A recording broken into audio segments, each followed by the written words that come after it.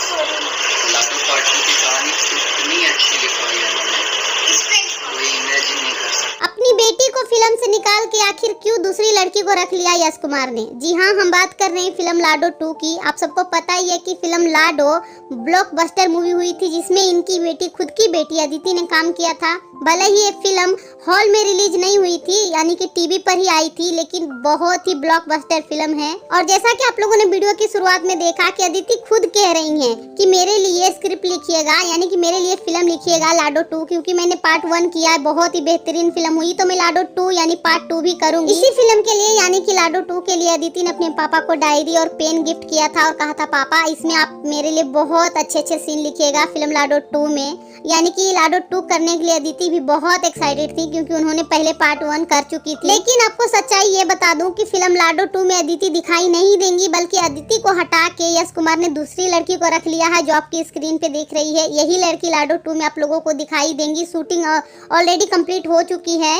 अदिति आपको फिल्म में दिखाई नहीं देंगी। तो आखिर क्या बात है कि अदिति को हटा के दूसरी लड़की को रखना पड़ा यश कुमार को? तो मैं आपको बता दूं कि सच्चाई ये है कि अदिति को फिल्म लाडो 2 करने से उनकी खुद की मम्मी अंजना सिंह ने मना किया है। मना करने की वजह ये है कि अंजना सिंह चाहती थी कि अभी फिल्म और सीरियल ना करे, क्योंकि फिल्में और सीरियल करने से उनकी, यानी कि अदिति की पढ़ाई में थोड़ा डिस्टर्ब हो रही थी।